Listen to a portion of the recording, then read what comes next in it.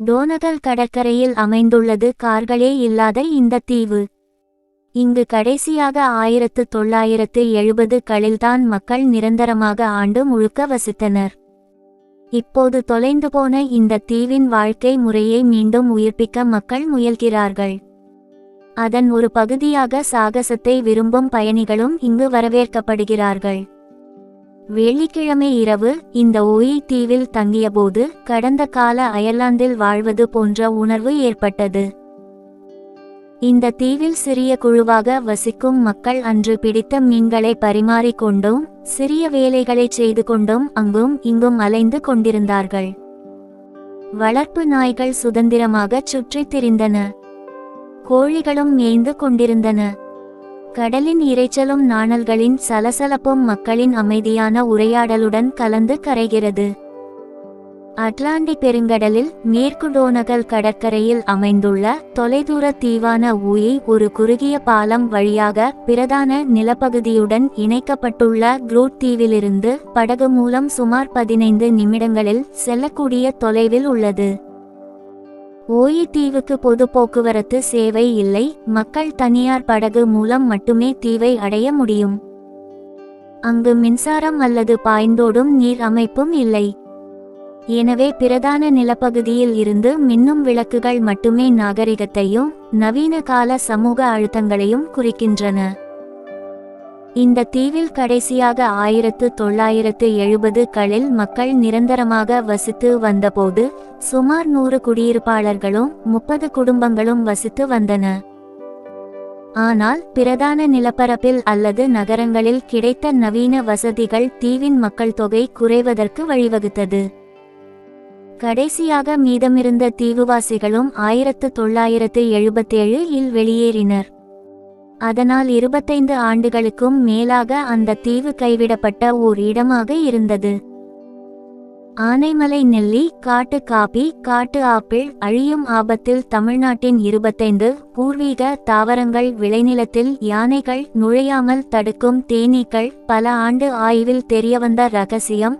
மாஞ்சோலையைப் போல வால்பாறையில் இருந்தும் மக்களை வெளியேற்ற திட்டம். சுற்றுச்சூழல் உணர்திறன் மண்டலத்துக்கு எதிர்ப்பு. தமிழகம் என்று பெயர் சூட்டப்பட்ட புதிய விலாங்கு மீனின் தனிச்சிறப்புகள் என்ன? தீவை அடைவது கடினம். நான் ஓயி தீவில் Wild Woman of the Woods வடக்கு அயர்லாந்து என்ற அமைப்புடன் விடுமுறை நாட்களை கழித்தேன். இது 4000க்கும் மேற்பட்ட உறுப்பினர்களை கொண்ட ஓர் அமைப்பு. இது அயர்லாந்து முழுவதிலும் இருந்து வரும் சாகச பயணங்களை விரும்பும் பெண்களை ஒன்றிணைக்கும் அமைப்பு. காடுகள், ஆளில்லா தீவுகள் போன்ற சூழல்களில் இயற்கையையும் சாகசத்தையும் ஒன்றாக அனுபவிப்பதை நோக்கமாக கொண்டுள்ளது இந்த அமைப்பு. இந்த அமைப்பை நிறுவிய இயற்கை ஆர்வலர் ரேச்சல் பெடர் ஒரு வழக்கமான பகுதியாக இல்லாமல் பெரும்பாலான மக்கள் அணுக முடியாத இடத்திற்கு உறுப்பினர்களை அழைத்து செல்ல விரும்பினார். இந்த தீவுக்கு செல்வது கடினம். வேறு தீவுகளுக்கு என்றால் நீங்கள் ஒரு படகில் ஏறிச் சென்று அங்கு சுற்றித் திரிந்து தங்கலாம். ஆனால் ஓயி தீவு ஒரு குறிப்பிட்ட சமூகத்தை சேர்ந்தது. இது அவர்களின் தீவு என்பதை உணர்ந்து நீங்கள் அதை மிகவும் மதிக்க வேண்டும். அவ்வாறு பொறுப்புடன் நடந்து கொள்பவர்கள் அங்கு வரவேற்கப்படுகிறார்கள் என்று விளக்கினார் ரேச்சல். ஓயி தீவின் மறுமலர்ச்சிக்கு முன்னோடியாக இருந்தவர்களில் ஒருவரான பால் கோவன் தனது டீனேஜ் பருவத்தை ஓயி தீவில் கழித்தார். 1970களின் முற்பகுதியில் பெல்ஃபாஸ்டின் தெருக்களில் ஏற்பட்ட அமைதியின்மையில் இருந்து தப்பிக்க தனது குடும்பத்தினருடன் இங்கு குடிபெயர்ந்தார். என் அம்மா ரட்லேண்ட் தீவைச் சேர்ந்தவர். அது இதற்கு அடுத்துள்ள ஒரு தீவு என்று கோவன் கூறினார். நகரத்தில் சிக்கல்கள் மிகவும் மோசமான போது என் தந்தை ஒரு தீவில் ஒரு வீட்டை வாங்குவதே சிறந்த வழி என்று நினைத்தார். அவ்வளவுதான். நாங்கள் அனைவரும் ஓயி தீவுக்கு குடிபெயர்ந்தோம். திருமணத்திற்கு பிறகு தனது குடும்பத்துடன் மீண்டும் பெல்ஃபாஸ்டுக்கு திரும்பினார் கோவன். 2000களின் முற்பகுதியில் கோவனும் அவரது சகோதரரும் தங்களது பிள்ளைகளை ஒரு சுற்றுலாவுக்காக ஓயி தீவுக்கு படகு மூலம் அழைத்து செல்ல முடிவு செய்தனர். அட்லாண்டிக் காற்றின் தாக்கத்தாலும் 25 ஆண்டுகளுக்கும் மேலாக புறக்கணிக்கப்பட்டதாலும் தீவின் பல வீடுகள், கட்டடங்கள் பாழடைந்த நிலையில் இருந்தன. தீவு வெறிச்சோடி காணப்பட்டது. ஆனால் இந்த தீவு தனது பரபரப்பான நகர வாழ்க்கையிலிருந்து தப்பிக்க உதவும் ஓர் அமைதியான, அழகான இடம் என்பதை கோவன் கண்டுகொண்டார். அவர்கள் தனது சகோதரர்களுடன் மொத்தம் 12 பேர் சேர்ந்து தங்களது குடும்பத்தின் பழைய வீட்டை சரிசெய்யத் தொடங்கினர். புதிய வீடுகளை கட்டத் தொடங்கினர். அந்த இடத்தில் அவர்கள் குடியேறுவதைக் கண்டு கோவனைப் போலவே தங்கள் இளமை பருவத்தை ஊயி தீவில் செலவிட்ட பிறர் தங்களது பழைய வீடுகளை மீண்டும் சரிசெய்வதற்கு உத்வேகம் பெற்றனர். இருப்பினும் பாழடைந்த வீடுகளை மீண்டும் கட்டுவது எளிதான காரியமல்ல. அனைத்து பொருட்களையும் படகு மூலம் கொண்டு வர வேண்டியிருந்தது. ஆனால் இப்போது சுமார் 20 வீடுகள் உள்ளன. கோடைக்கால மாதங்களில் 20 முதல் 30 வரை பேர் கொண்ட சமூகம் இங்கு வாழ்கிறது. 6 பேர் வரை தங்கக்கூடிய ஒரு விடுதியும் உள்ளது, ஆனால் கடைகள் அல்லது பிற வசதிகள் இல்லை. ஓயி தீவின் தனிமை மற்றும் அமைதி உள்ளூர்வாசிகளையும் சுற்றுலா பயணிகளையும் ஈர்க்கிறது. உள்ளூர் சமூகத்தினர் இன்றைய நவீன மாற்றங்கள் தீவை நெருங்காமல் இருக்க வேண்டும் என்று ஆர்வமாக உள்ளனர். தீவுக்கு வருபவர்கள் தங்களது பரபரப்பான வாழ்க்கையில் இருந்து தப்பிக்க விரும்புகிறார்கள். எங்களது 14 பேர் கொண்ட குழுவில் இருந்து 6 பேர் ஓயி தீவில் உள்ள விடுதியில் தங்கியிருந்தனர். இந்த விடுதி கோடைக்காலத்தில் மட்டும் பயணிகளுக்கு திறக்கப்படும். தீவுவாசியான நியால் மெக்கின்லி இதை நிர்வகிக்கிறார். இந்த விடுதி ஒரு காலத்தில் மெக்கின்லியின் பாட்டியின் வீடாகவும் தீவில் அவர்கள் வாழ்ந்த கடைசி வீடாகவும் இருந்தது. அதன் அசல் பொருட்களை தக்க வைத்து கொண்டு 2 படுக்கையறைகளையும் இந்த விடுதி கொண்டுள்ளது.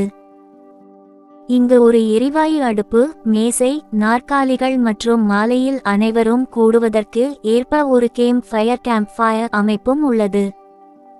தீவுவாசிகளின் வாழ்க்கை முறைக்கு ஏற்றவாறு குறைவான வசதிகளே உள்ளது.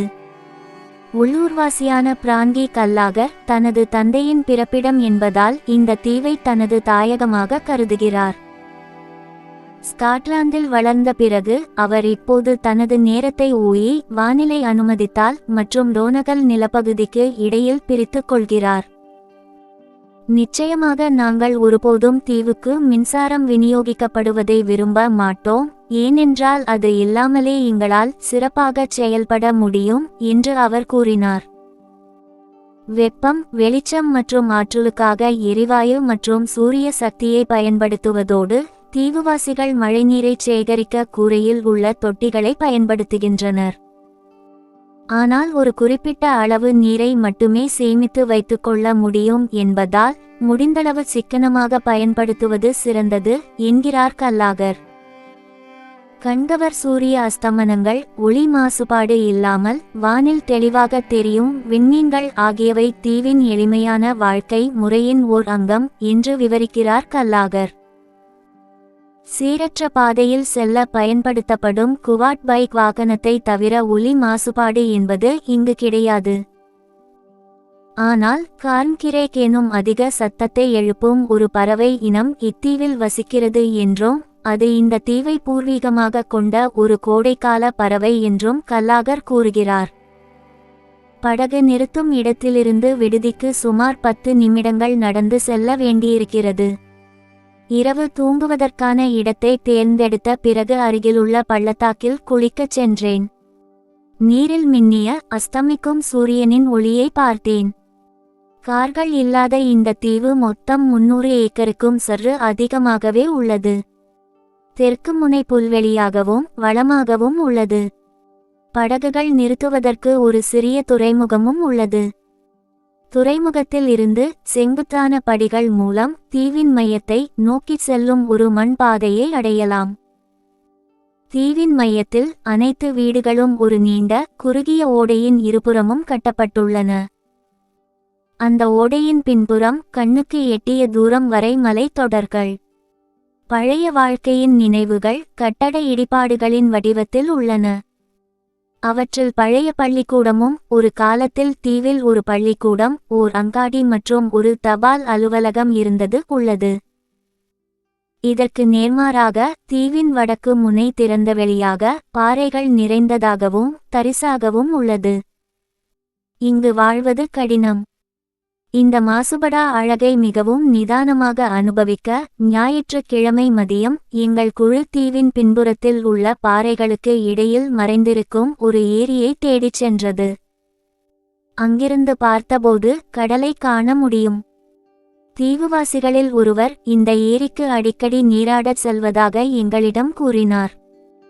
அந்த ஏரியை அடைய நாங்கள் விடுதியின் வடக்கே உள்ள காட்டுப்பாதையில் ஏறி, பிறகு ஒரு புல்வெளி மலையில் ஏறி, பின்னர் மிக கவனமாக மின்னும் இளஞ்சிவப்பு மற்றும் சாம்பல் நிற கிரானைட் பாறைகள் வழியாக இறங்கி அழகான ஏரியை கண்டோம். பாசி படர்ந்த பாறைகளால் சூழப்பட்ட நன்னீரில் மூழ்கி நாங்கள் நீந்தினோம். கடலை நோக்கிய ஒரு குன்றின் உச்சியில் இருக்கும் ஏரியின் அதிசய அழகில் மூழ்கி திளைத்தோம். மிகச் சமீபத்தில் நான் சந்தித்த மக்களுடன் இவ்வளவு நிம்மதியாக உணர்ந்ததும் ஒருவித அமைதி உணர்வு என்னை சூழ்ந்ததும் என்னை ஆச்சரியப்படுத்தியது. தீவில் செலவிட்ட நேரத்தில் நாங்கள் மகிழ்ச்சியுடன் ஒன்றாக இருந்தோம். அம்மா, பாட்டி, தொழில் முனைவோர் மற்றும் வணிக பங்குதாரர் போன்ற எங்களது அன்றாட வாழ்க்கையின் கதாபாத்திரங்கள் அட்லாண்டிக் காற்றில் அடித்துச் செல்லப்பட்டன. இங்கே அவசரமாக செய்ய எதுவும் இல்லை, ஒருவித பரபரப்பும் இல்லை. ஓயி தீவில் எங்கள் கடைசி இரவு அதற்கு முந்தைய இரவுகளைப் போலவே சிறப்பாக இருந்தது. சூரியன் மறையும்போது விடுதிக்கு வெளியே காய்கறிகளை நறுக்கினோம். மெழுகுவர்த்தி வெளிச்சத்தில் கேஸ் அடுப்பில் சமைத்தோம். கேம்ப் ஃபயர், நெருப்பை சுற்றி அமர்ந்து உணவு மற்றும் மது பரிமாறினோம். அங்கு உள்ளூர்வாசிகளின் சிறிய குழு ஒன்று ஓர் உற்சாகமான பாடலுக்கு நடனமாட எங்களுடன் இணைந்தது. வெளியே உட்கார்ந்து காற்றில் நடனமாடும் நெருப்பின் சுடர்களை பார்த்து ஓர் உற்சாகமான பாடலை கேட்டுக்கொண்டிருந்தபோது என் புதிய தோழிகளில் ஒருவர் என்னை நோக்கி, நாம் மகிழ்ச்சியாக இருக்கிறோம் இல்லையா என்று கேட்டார். நான் அவளை 2 நாட்களுக்கு முன்புதான் சந்தித்து இருந்தாலும் அவளது உணர்வு எனக்கு சரியாக புரிந்தது. சுத்தமான காற்று, பாடலின் மூலம் பரவும் தீவின் கதைகள், இரவு வானத்தில் தெளிவாக தெரியும் நட்சத்திரங்கள், ஓயி தீவின் அமைதி, அதுவே மகிழ்ச்சி. இது பிபிசிக்காக கலெக்டிவ் நியூஸ் ரூம் வெளியீடு.